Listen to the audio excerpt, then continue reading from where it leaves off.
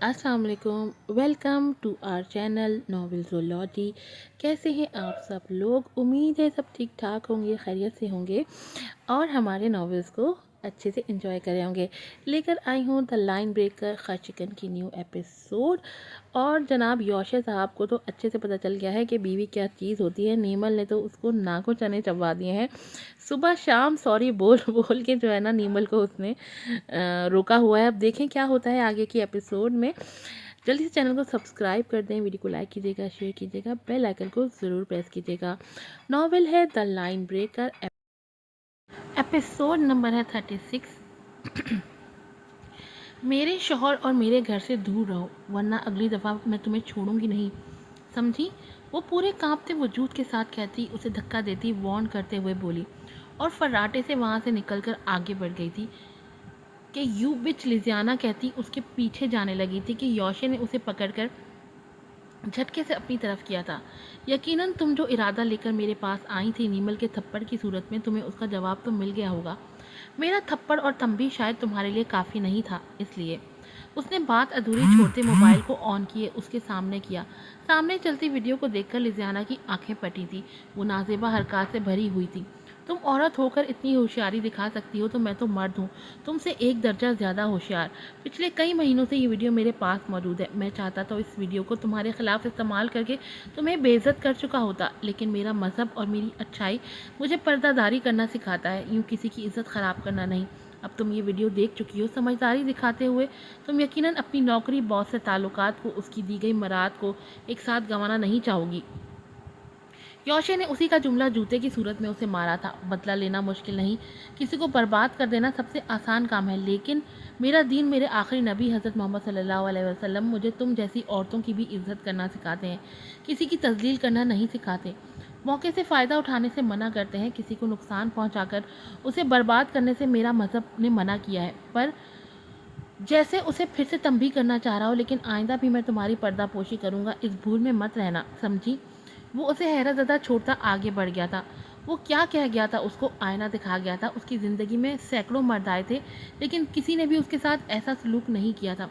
वो चाहता तो बदला ले सकता था, उसे तबाह कर सकता था, लेकिन उसने ऐसा कुछ नहीं किया क्योंकि उसका मज़हब पर्दापोशी सिखाता है और वो मेरी पर्दापोशी रख गया था।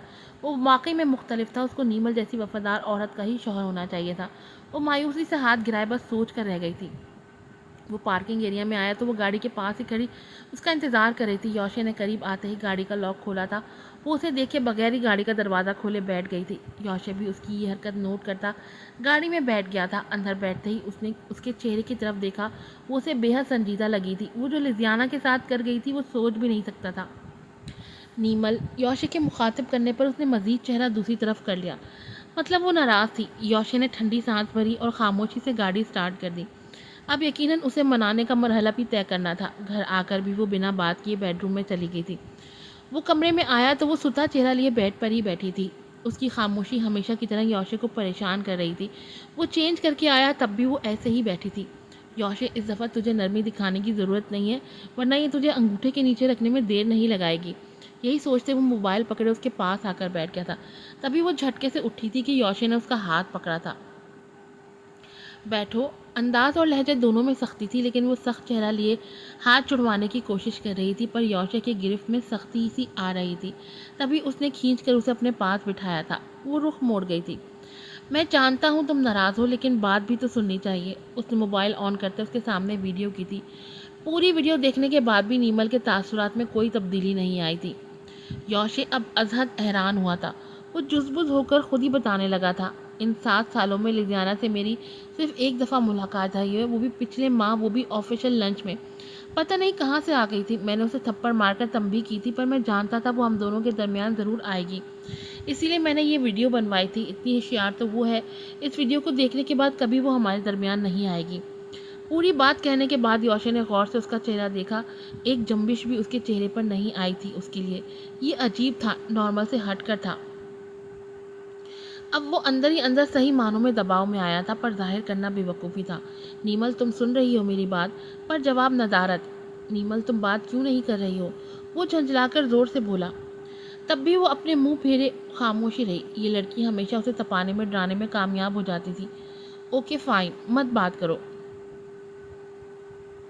وہ کہتا غصے سے اٹھ کر اپنی جگہ پر آ کر لیٹ گیا تھا، وہ بھی کسی روبوٹ کی طرح اٹھ کر لائٹ آف کرتے دوسری طرف رخ کیے لیٹ گئی تھی۔ یوشے کتنی ہی دیر اس ملگجی روشنی میں اس کو دیکھتے ہی رہا تھا۔ اس ٹائم وہ اسے زہر لگ رہی تھی، اس کا بس نہیں چل رہا تھا کہ اسے اپنی طرف کھینچ کر اس سے خاموشی کی وجہ پوچھے، ایسی خاموشی جس سے اسے ہمیشہ ڈر لگتا تھا۔ اسے اس پر رہ رہ کر غصہ بھی آ رہا تھا، وہ بھی منہ پھیر گیا تھا۔ اگلے دن اس نے اٹھ کر ناشتہ نہیں بنایا تھا، رات کو بھی وہی مسور کی دال چاول ملے تھے، وہ ٹھنڈا شکر کیے رہ گیا۔ وہ مرد تھا، وہ اسے اچھی طرح کھینچ کر جھنجھوڑ کے رکھ سکتا تھا، پر نہیں کر پا رہا تھا۔ فی الحال تو اس کے رویے سے وہ خود ہی کھنچ رہا تھا۔ سنا تھا محبت انسان کو معتبر کر دیتی ہے، پر یہاں تو معاملہ ہی الٹا ہے۔ محبت تو مجھے ہی ذلیل کر رہی ہے۔ 3 دن سے وہ خاموشی سے اسے ذہنی دباؤ میں لے رہی تھی، وہ اس کی چپ کو کسی اور ہی پیرائے میں لے رہا تھا۔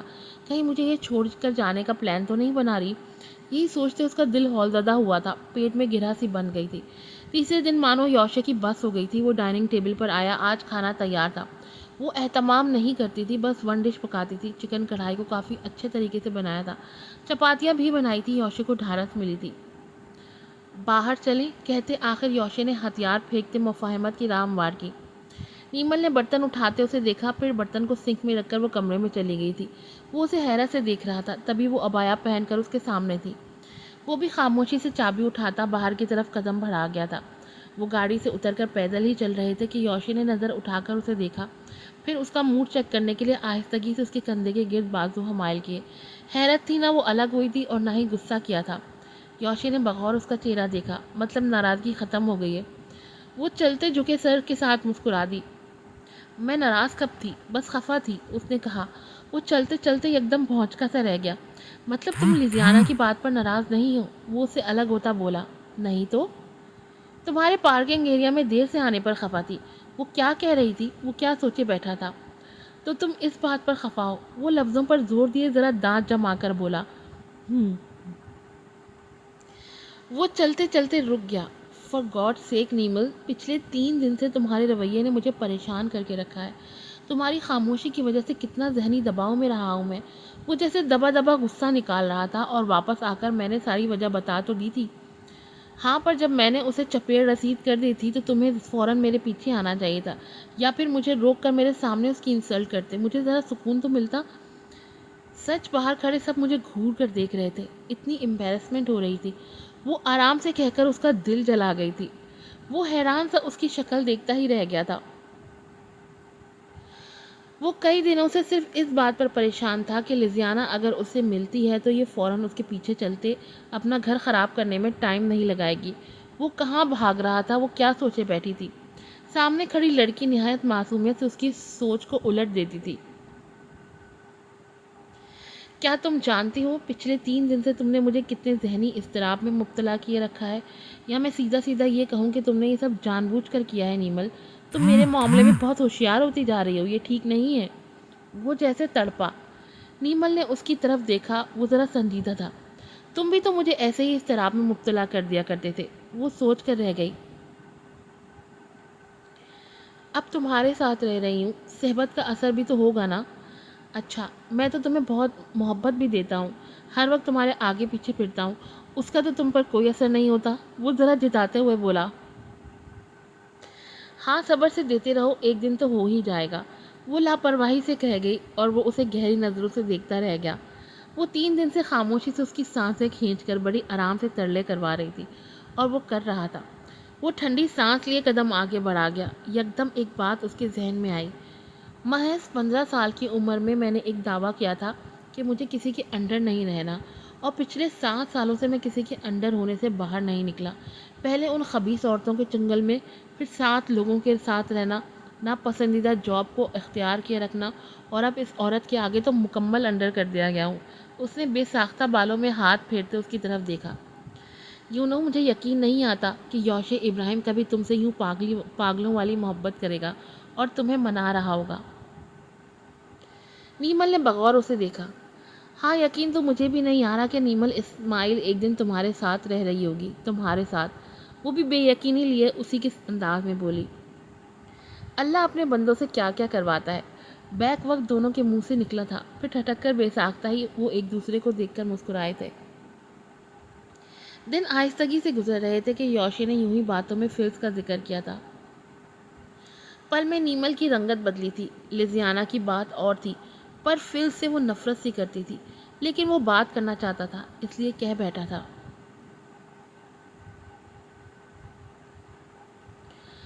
जूलिया आज जल्दी घर आ गई थी। रह रह कर उसको फिल्स की फिक्र हो रही थी। जब से योशे ने उसे छोड़ा तो वो हद से ज़्यादा डिप्रेस्ड हो गई थी। इसी वजह से उसने फिल्स को उसके अंकल की तरफ भेज दिया था। अभी चंद दिन ही हुए थे उसे वापस आए। जब से उसे पता चला था कि योशे नीमल को वापस ले आया है, तब से फिल्स मुकम्मल खामोश हो गई थी। उसने हर एक से राब्ता ख़त्म कर दिया था। वो ज़रूरतन भी घर से बाहर नहीं निकल रही थी। वो रोती रहती या चुप होती तो खाली नज़रों से किसी एक ही मुकाम पर नज़रें रखे घुटनों पर बैठी रहती। उसका दिल और दिमाग यौशे की याद से गाफिल ही नहीं होता था। वो अच्छी तरह इस बात को समझती थी कि अब यौशे की ज़िंदगी में वो शामिल नहीं है, और ना ही वो कभी उसको अपनी ज़िंदगी का हिस्सा बनाएगा। वो उसकी ज़िद और हठधर्मी से वाकिफ़ थी, और यही बात उसके दिल और दिमाग को बर्बाद कर रही थी। अब वो यौशे की भी बर्बादी चाहती थी। इधर जूलिया उसकी हालत को देखते अपसेट हो चुकी थी। उसे समझा समझा कर थक सी गई थी, लेकिन उस पर कोई असर ही नहीं होता था। डेविड ने भी एक दो दफ़ा उसे समझाया था, लेकिन वो बस खामोशी से उसकी शक्ल देखती रहती थी। इसलिए डेविड ने उस मामले में हाथ उठा लिए थे। बल्कि उसकी तबीयत की वजह से उन्होंने उसकी साइकाइट्रिस्ट से अपॉइंटमेंट भी ले ली थी, पर वो ज़बरदस्ती करने के बावजूद भी बाहर निकलने के लिए तैयार नहीं थी। जूलिया को यौशे बचपन से ही पसंद नहीं था। उसे शुरू से ही ये महसूस होता था कि वो सिर्फ उसकी बेटी के साथ वक्त गुजारी कर रहा है। वो माँ थी, ये बात समझ गई थी, लेकिन फिल्स का क्या करती जो उसे हद से ज़्यादा चाहने लगी थी।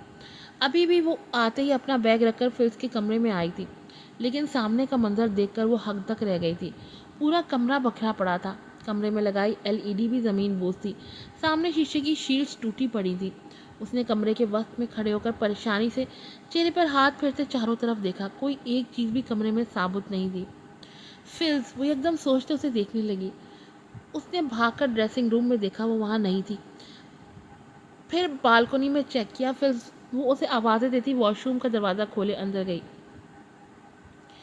सामने वजूद को देखकर उसकी चीख निकल गई थी। वो बाथ टब में थी, जहाँ उसकी कलाई से निकलता खून जगह बनाता नाली में जा रहा था। वो साकित आंखों से कमरे की छत को घूर रही थी। ऐन मौके पर जूलिया के पहुंच जाने से उसकी ज़िंदगी बच गई थी। यौशे वाले मामले के बाद ये उसकी खुदकुशी की दूसरी कोशिश थी। उसके बाएं हाथ में ड्रिप लगी थी। जूलिया उससे बात करने की कोशिश कर रही थी।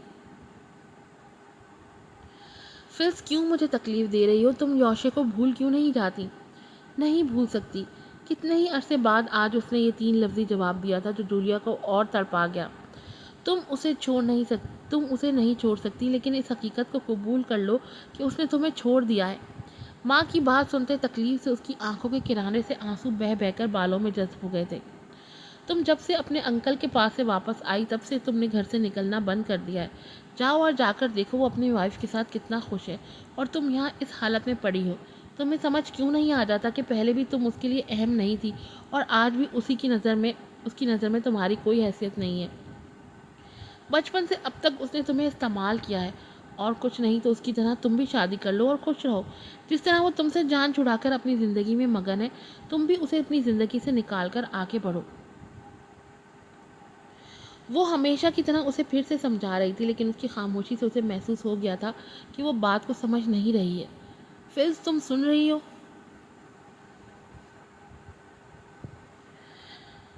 जूलिया ने उसके हाथ पर अपना हाथ रखते पूछा।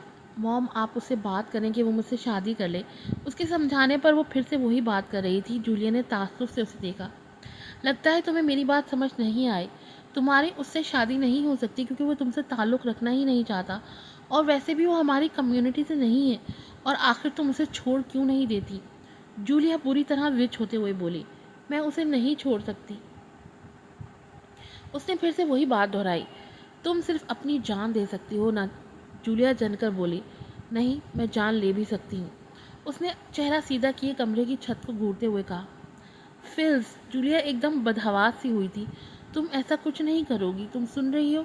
तुम्हारा फ्यूचर बर्बाद हो जाएगा। वो बुरी तरह कलस्ती से समझा रही थी, पर उसे समझ आना कब का बंद हो गया था। उस हादसे के बाद उसने यौशे को खामोशी से जज करना शुरू कर दिया था। वो तकरीबन हर रात नीमल को बाहर लेके जाता था। وہ ایک دوسرے کی سنگت میں خوش لگتے تھے۔ خاص کر یوشے کو اتنا مطمئن دیکھ کر فلز سہن نہیں کر پا رہی تھی۔ نیمل کے لیے اس کی محبت فلز کے لیے ناقابل برداشت تھی۔ یوشے کو دیکھ دیکھ کر اس کی محرومیاں بڑھتی چلی جا رہی تھی، اور جب محرومیاں دور نہ ہو تو فرسٹریشن بڑھتی ہے، اور یہی چیز دماغ کو الجھاتی ہے، اور اسی الجھن میں صحیح غلط کی تمیز کیے بغیر انسان وہ کر بیٹھتا ہے جو خود اس کے لیے بھی اور کسی اور کے لیے بھی تباہی کا باعث بنتا ہے۔ نیمل، میرے ماضی کی حقیقت لزیانہ تھی، ایسی ہی فلز ہے۔ تم نے جو لزیانہ کے ساتھ کیا مجھے اچھا لگا۔ اگر کبھی فلز ہمارے درمیان آ جاتی ہے تو تم اس کے ساتھ بھی وہی سلوک کرنا جو تم نے لزیانہ کے ساتھ کیا تھا۔ میں نہیں چاہتا کہ اب ہمارے درمیان کوئی تیسرا آئے۔ تم سمجھ رہی ہو نا میری بات کو؟ وہ اس کی آنکھوں میں دیکھتا پوچھ رہا تھا۔ نیمل نے خاموشی سے سر ہلا دیا تھا۔ آج بھی وہ اسے سچ نہیں بتا پایا تھا۔ وہ بیڈ سے ٹیک لگائے ٹی وی دیکھ رہا تھا کہ نیمل کا موبائل بجا تھا۔ دوسری بیل پر ویسے ہی اس نے سرسری سائڈ ٹیبل پر رکھے اس کے موبائل کی اسکرین کو دیکھا۔ یہ ریان کی کال تھی۔ یوشے کے چہرے پر ناگواری پھیل گئی تھی۔ چوتھی بیل پر یوشے نے اس کی کال کاٹ دی تھی۔ کچھ سیکنڈ کے بعد پھر سے کال آئی تھی۔ اس نے پھر دوسری بیل پر ہی کال کاٹ دی اور انکمنگ کال ڈیلیٹ کر کے موبائل رکھا۔ تبھی نیمل واش روم سے نکلی تھی۔ کس کی کال آ رہی تھی؟ پتہ نہیں، وہ ذرا انجان بنا۔ تبھی پھر سے موبائل بجا تھا۔ نیمل نے سائڈ ٹیبل سے اپنا فون اٹھایا۔ ریان کی کال ہے۔ آج اسے میری یاد کیسے آ گئی؟ وہ نارمل انداز میں یوشے کو بتاتی یس کا بٹن دباتے اپنی جگہ پر بیٹھ گئی۔ مختصر ہیلو ہائی کے بعد ان کی بات شروع ہو چکی تھی۔ وہ دیکھ تو ٹی وی رہا تھا پر اس کی ساری توجہ نیمل پر ہی تھی۔ فون نہ کرنے کے شکوے جاری تھے۔ یقیناً ادھر سے بھی اسی قسم کے شکوے ہو رہے تھے۔ وہ کبھی ان باتوں کو محسوس نہیں کرتا تھا پر اب کرنے لگا تھا۔ یہ غلط ہے، یہی سوچتے اس نے ذہن جھٹکا۔ پھر نیمل کسی بات پر کھل کر مسکرائی تھی۔ یوشے نے چونکتے نظریں اٹھا کر اسے دیکھا تھا۔ اس کو اس کی ہنسی اچھی نہیں لگی تھی۔ آج کی ایپیسوڈ یہیں پر ختم ہوتی ہے۔ آج اس کی 2 3 4 جتنی ایپیسوڈ لگا سکتی ہوں لگاؤں گی، تو آپ لوگ چینل وزٹ کرتے رہیے گا۔ پھر ملوں گی آپ سے نئی ایپیسوڈ کے ساتھ۔ السلام علیکم۔